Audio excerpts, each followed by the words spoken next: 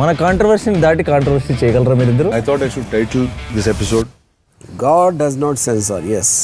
నాకు ఎందుకు సార్ బాబులు చేసేటప్పుడు ఇలాంటి మంచి కామ్ ఆఫీస్ ఎందుకు లేదు మాకు? అప్పుడు డబ్బులు లేదు. నేను వస్తాను అంటే నిన్న రాత్రి కూడా నాకు చాలామంది ఫోన్లు చేసి మెసేజ్లు ఏం పెడతారు, మీరు రావద్దు సార్ ఇక్కడికి అంటారు. మీరు ఎందుకు రాకూడదంటే ఒక 10,000 మంది జీవితాలు అతలాకుతలం అయిపోతాయని. పోర్ట్ అనేది it is meant for exports.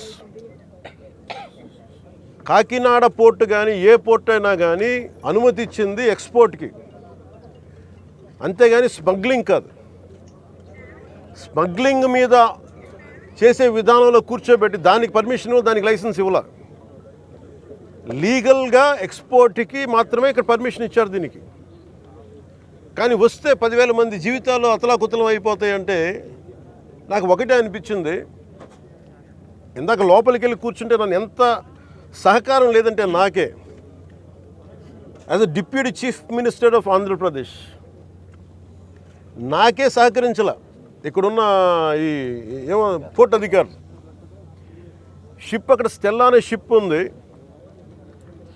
పైకి ఎక్కాలి. దాన్ని ఒక దాదాపు 6 కంపార్ట్మెంట్స్లో దాన్ని ఏముంటుందండి, 6 కంపార్ట్మెంట్స్, 3 కంపార్ట్మెంట్స్ ఇది ఉంది. దాన్ని సీజ్ చేసి అక్కడ ఆఫ్ చేసాం.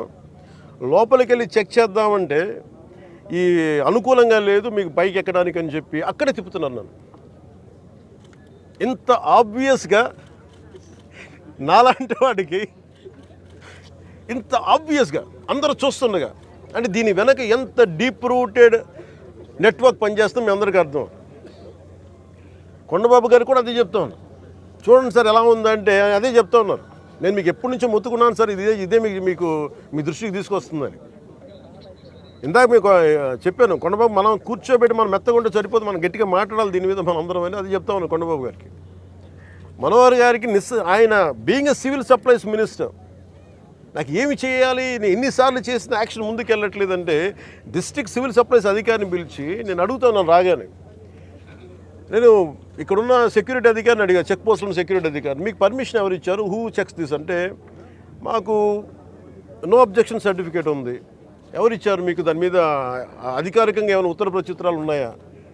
సమాధానం లేదు. డిస్ట్రిక్ట్ సివిల్ సప్లైస్ అధికారిని అడిగితే ఓకే నా కలెక్టర్ గారు చెప్పారు, కలెక్టర్ మీకు అధికారికంగా మీకు ఇచ్చారా, మీకు సమాధానం లేదు.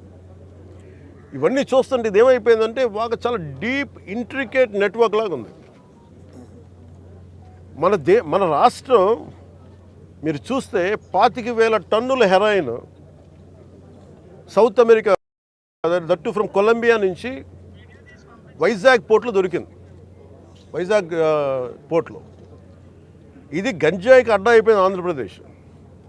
నేను లోపలికి వెళ్ళి మాట్లాడి పైకి ఎక్కాలి అంటే తిప్పుతున్నారు, అక్కడే తిప్పుతున్నారు, వెళ్ళనివ్వట్లా.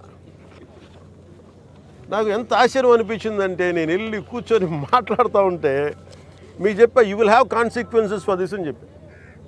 నేను మీకు తర్వాత వీడియోస్ కూడా మీకు రిలీజ్ చేస్తాను. లేదు సార్ మీకు రఫ్ సీ ఉంది, మీరు వెళ్ళటానికి లేదంటే, నేను చెన్నై నుంచి వచ్చాను. నేను రఫ్ సీజ్ నాకు నా ఫ్రెండ్స్ సీమెన్స్ చాలామంది ఉండేవాళ్ళు, చాలామంది స్నేహితులు నాకు మద్రాస్ పోర్ట్లో పనిచేసేవాళ్ళు. ఎప్పుడు సరదాగా తీసుకెళ్తే అలలు పడవలోకి వచ్చి మనకి టగ్ బోట్స్లోకి వచ్చి ఇంకా ఇలాంటి బోట్లోకి వచ్చి కొట్టే సమయంలో నన్ను తీసుకెళ్ళేవాళ్ళు సీమెన్. నాకు చాలా ఆశ్చర్యం అనిపించింది. అలాగే సార్ వింటున్నా వీళ్ళు కథలు ఏం చెప్తాను, అలా వింటా ఉంటే మళ్ళీ పక్క ఎదురుగా షిప్లో ఈ చిన్న బోట్లు వేసుకొని మనకి ఈ టైర్లు కట్టుకొని ఒక 2 పెట్టుకొని వాళ్ళకి దింపుకుంటా మన ఎగుమతి చేసుకుంటా ఉన్నారు.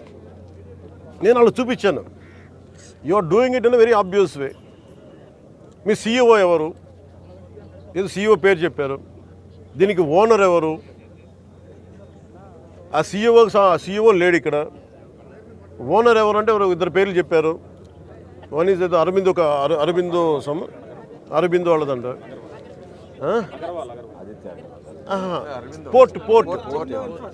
పోర్ట్ ఎవరి కంట్రోల్లో ఉంది? It's not government, it's purely private control port ఇది.